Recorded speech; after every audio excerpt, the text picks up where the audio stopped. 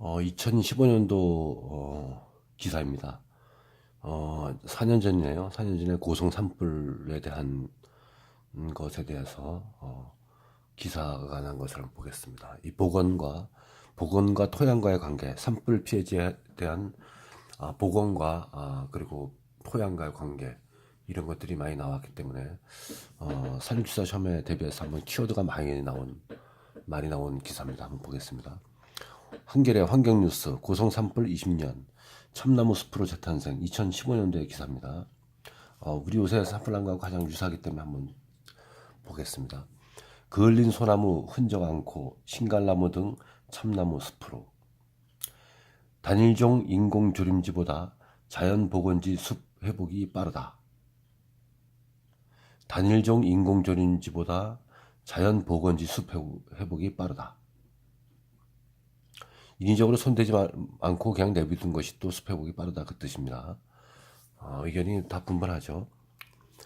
봄철만 되면 전국 곳곳에서 크고 작은 산불이나 숲속 동식물은 물론 토양에까지 회복하기 어려운 피해를 남긴다. 1996년 4월 23일 강원도 고성군 주광면의 한 군부대 사격장에서 시작된 고성 산불은 이런 산불 중에서도 많은 사람들한테 최악의 산불로 기억된다.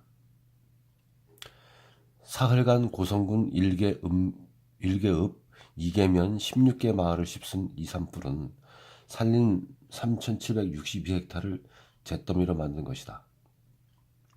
이 피해 면적은 당시까지 공식 집계된 산불 가운데 최대였고 4년 뒤 강원도 강릉, 동해, 삼척, 고성 등에서 동시다발적으로 발생한 이른바 동해안 산불에 이어 역대 둘째로 기록되고 있다. 산불이 핀 땅에도 이렇게 진달래꽃 가지가 올라오고 꽃을 이렇게 폈네요.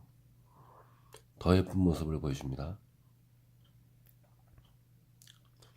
고성 산불의 광범위한 피해는 산불 피해지 복구 방법으로 통상적인 인공조림 외에 자연복원이 주목받는 계기가 되었다. 통상적으로 인공조림 외에 자연복원이 주목받는 계기가 됐다. 주광면 구성리와 안정리에 불탄 구그림 두 곳에 30헥타와 70헥타 규모의 자연복원지를 설정해 자연이 스스로 회복하기를 기다리는 국립산림과학원의 실험은 그렇게 시작됐다.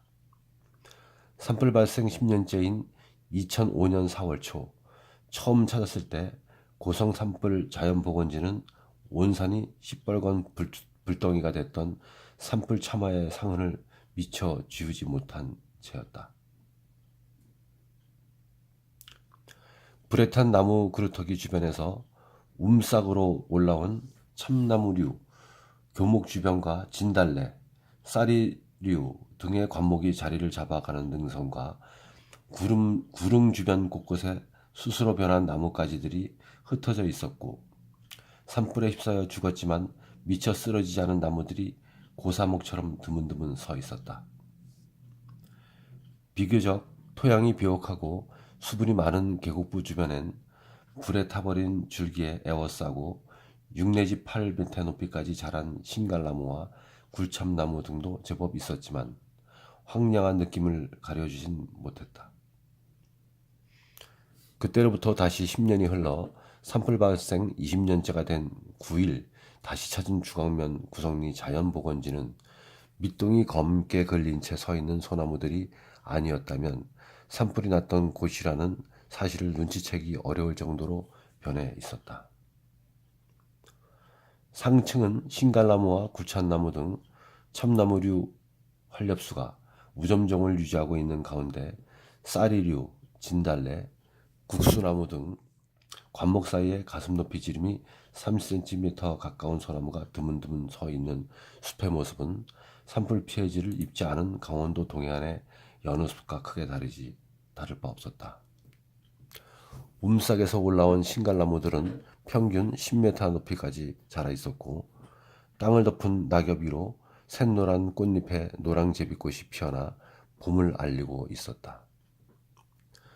구성리 자연복원지에 남아있는 가슴 높이 3cm 가까운 나무들은 1996년 산불을 버텨낸 나무들이다.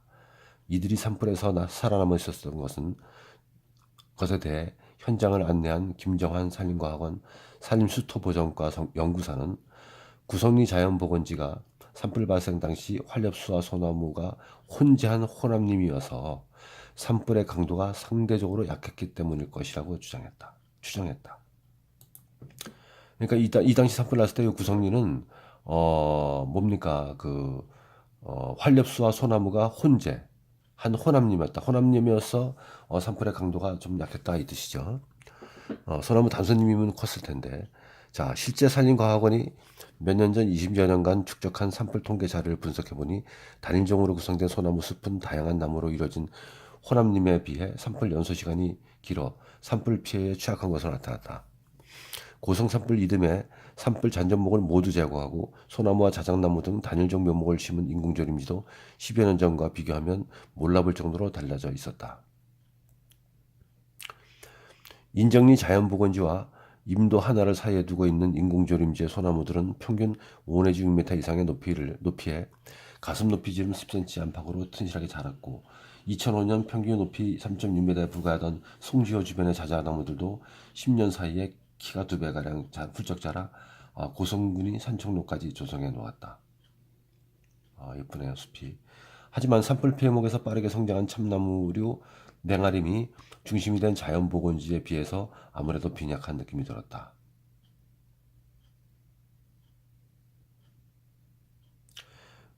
권진호 산림과학원 산림수토보전과 연구관은 심한 산불이 지나간 지역의 토양은 강한 열기에 토양 입자 사이의 연결 구조가 모두 끊어져 마치 세라믹 가루처럼 변하고 이에 따라 식물의 생장에 필요한 양분과 물을 전달하는 능력이 크게 떨어지게 된다고 말했다.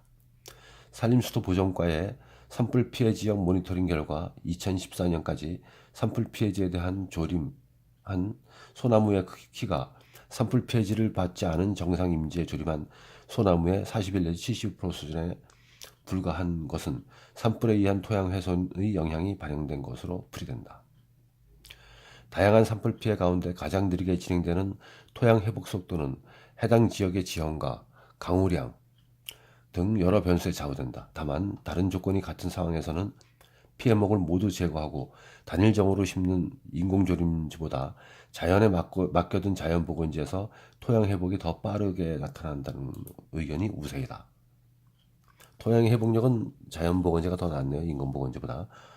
고성과 동해안 산불 피해지 보고 문제를 연구해온 정현숙 강원대학교 교수 생명과학과는 산불 지역에서 토양 회복을 위해 제일 좋은 것은 초기에 그냥 놔둬서 환경에 맞는 식물들이 뿌리를 내리게 하는 것이라며 인공조림을 하더라도 7년 정도는 토양이 안정화되기를 기다렸다가 하는 것이 가장 효과적이라고 하였다. 네, 자연보건의 중요성을 얘기해 주는 거네요. 우리 수험생들은 이거 인공보건과 자연보건에 대한 이런 학설, 그리고 국민산림과학원의 연구 결과, 그리고 대학 교수들의 견해 이런 것을 갖다가 많이 참고해서 산불에 관한 시험 문제가 나올 때 활용을 하면 좋겠습니다. 감사합니다.